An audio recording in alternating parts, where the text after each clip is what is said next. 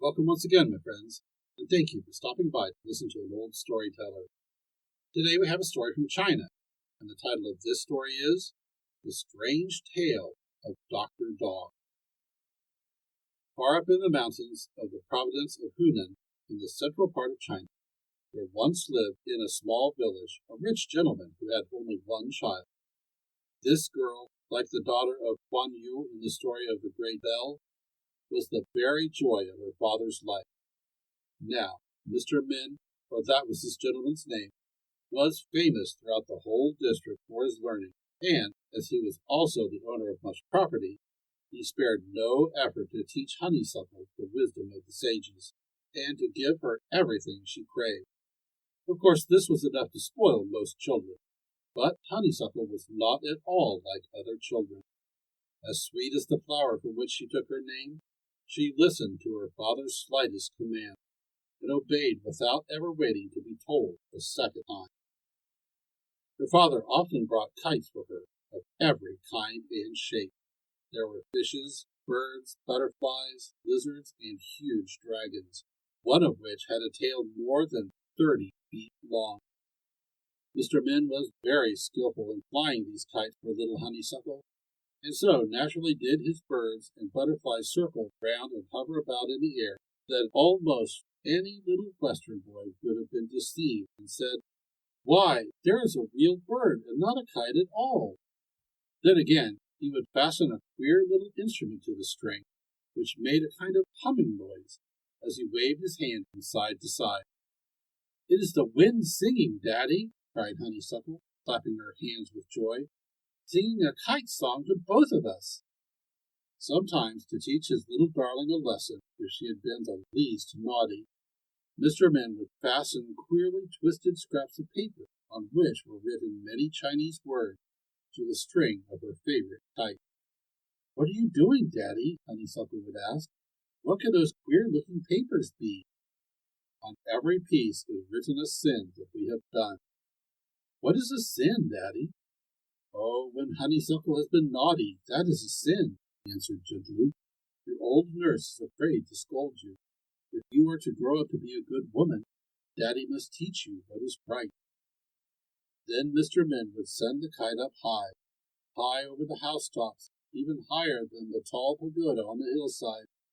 When all his cord was let out, he would pick up 2 sharp stones, and, handing them to Honeysuckle, would say, "Now, daughter, cut the string, and the wind will carry away the sins that are written down on the scrap of paper." "But, Daddy, that kite is so pretty.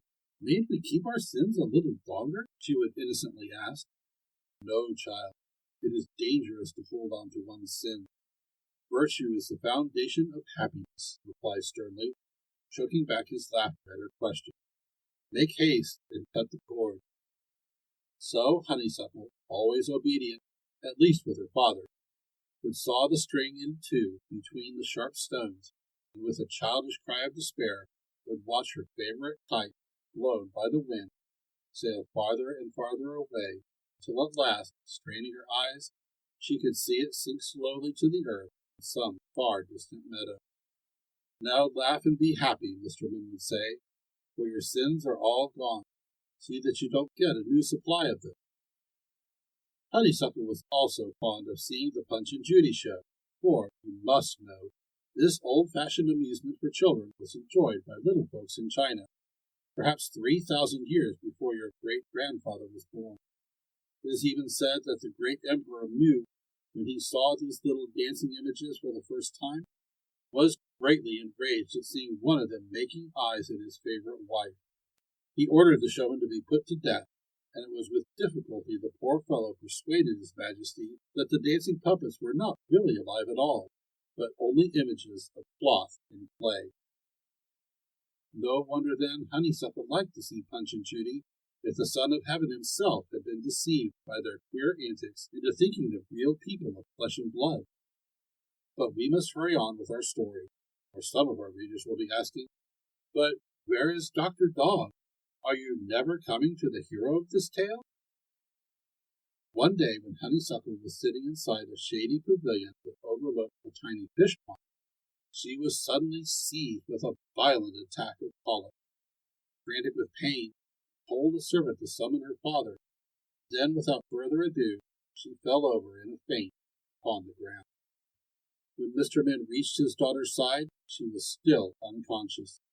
After sending for the family physician to come post-haste, he got his daughter to bed, but although she recovered from her fainting fit, the extreme pain continued until the poor girl was almost dead from exhaustion. Now, when the learned doctor arrived and peered at her from under his gigantic spectacles, he could not discover the cause of her trouble. However, like some of our Western medical men, he did not confess his ignorance, but proceeded to prescribe a huge dose of boiling water, to be followed a little later by a compound of pulverized deer's horn and dried toad skin. Poor Honeysuckle lay in agony for 3 days, all the time growing weaker and weaker from loss of sleep. Every great doctor in the district had been summoned for consultation. 2 had come from Changsha, the chief city of the province, but all to no avail. It was one of those cases that seemed to be beyond the power of even the most learned physicians. In the hope of receiving the great reward offered by the desperate father, these wise men searched from cover to cover in the great Chinese Cyclopedia of Medicine, trying in vain to find a method of treating the unhappy maiden. There was even thought of calling in a certain foreign physician from England, who was in a distant city, and was supposed, on account of some marvelous cures he had brought to pass, to be in direct league with the devil. However, the city magistrate would not allow Mr. Min to call in this outsider, for fear trouble might be stirred up among the people. Mr. Min sent out a proclamation in every direction, describing his daughter's illness and offering to bestow on her a handsome dowry and give her in marriage to whoever shall be the means of bringing her back to health and happiness. He then sat at her bedside and waited, feeling that he had done all that was in his power. There were many answers to his invitation. Physicians, old and young, came from every part of the empire to try their skill, and when they had seen poor Honeysuckle, also the huge pile of silver shoes her father ordered offered as a wedding gift, they all fought with might and main for her life, some having been attracted by her great beauty and excellent reputation, others by the tremendous reward. But alas for poor Honeysuckle, not one of all those wise men could cure her. One day, when she was feeling a slight change for the better, she called her father, and, clasping his hand with her tiny one, said, "Were it not for your love, I would give up this hard fight and pass over into the dark wood, or, as my old grandmother says, fly up into the western heavens. For your sake, because I am your only child, and especially because you have no son, I have struggled hard to live. But I now feel that the next attack of that dreadful pain will carry me away. And oh, I do not want to die." Here Honeysuckle wept as if her heart would break, and her old father wept too, for the more she suffered, the more he loved her. Just then her face began to turn pale. "It's coming. The pain is coming, father. Very soon I shall be no more. Goodbye, father. Goodbye. Here her voice broke, and a great sob almost broke her father's heart. He turned away from her bedside. He could not bear to see her suffer. He walked outside and sat down on a rustic bench. His head fell upon his bosom, and the great salt tears trickled down his long gray beard.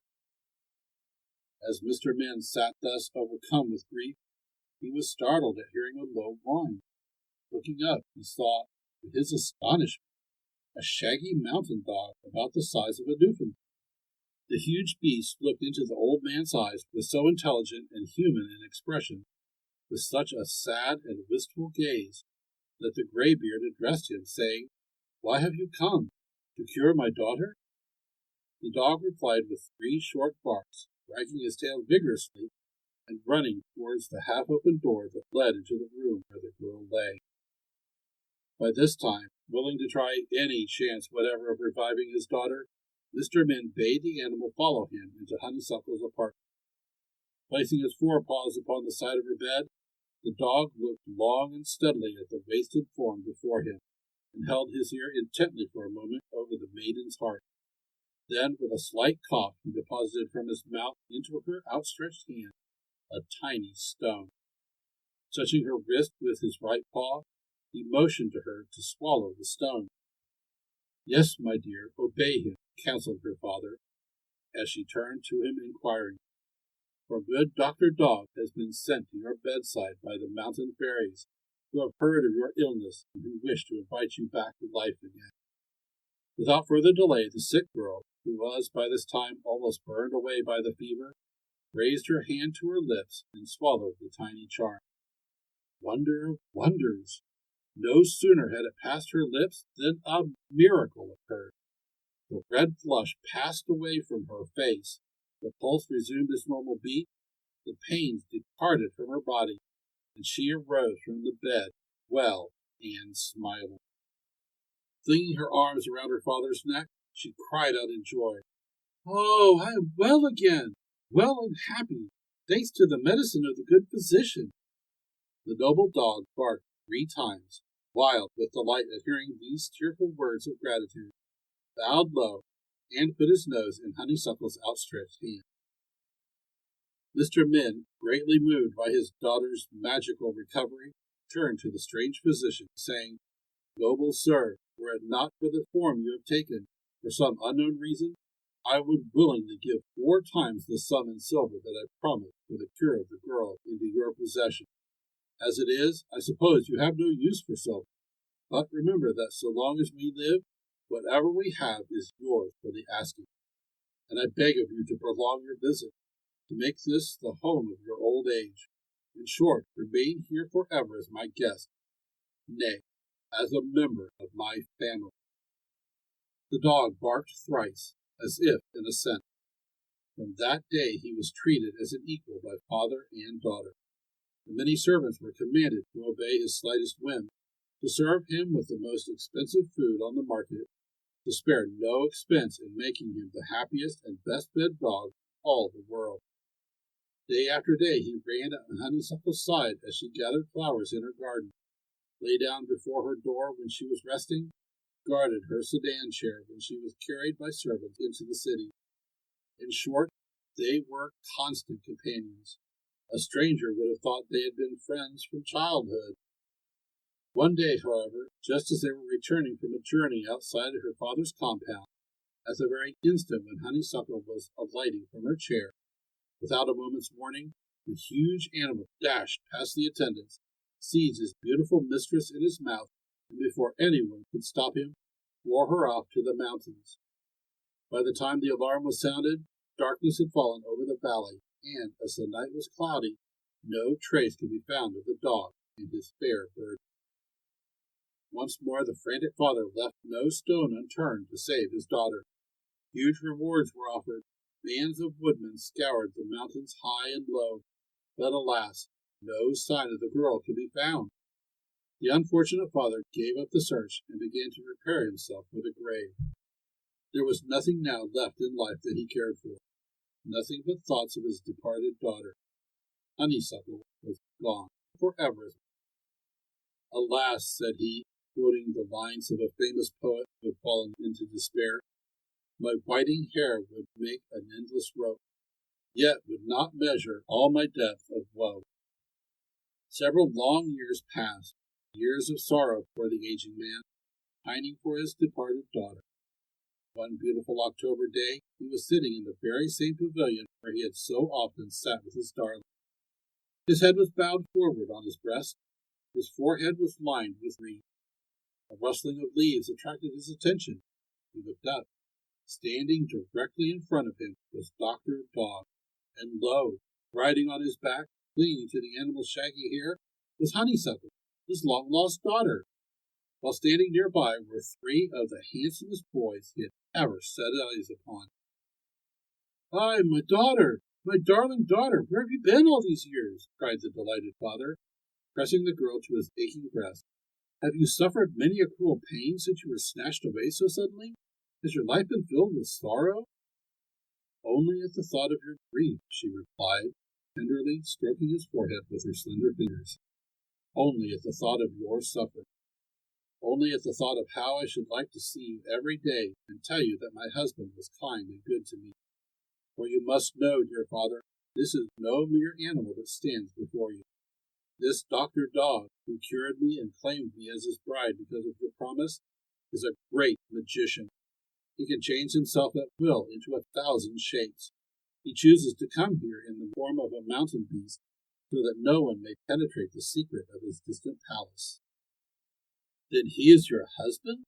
faltered the old man, gazing at the animal with a new expression on his wrinkled face. Yes, my kind and noble husband, the father of my 3 sons, your grandchildren, whom we have brought to pay you a visit. And where do you live? In a wonderful cave in the heart of the great mountains. Beautiful cave whose walls and floors are covered with crystals and encrusted with sparkling gems. The chairs and tables are set with jewels. The rooms are lighted by 1,000 glittering diamonds. Oh, it is lovelier than the palace of the Son of Heaven himself. We feed of the flesh of wild deer and mountain goats, and fish from the clearest mountain stream. We drink cold water out of golden goblets without first boiling it, for it is purity itself. We breathe fragrant air that blows through forests of pine and hemlock. We live only to love each other and our children. And oh, we are so happy. And you, Father, must come back with us to the great mountain and live there with us for the rest of your days, which the gods grant may be very many.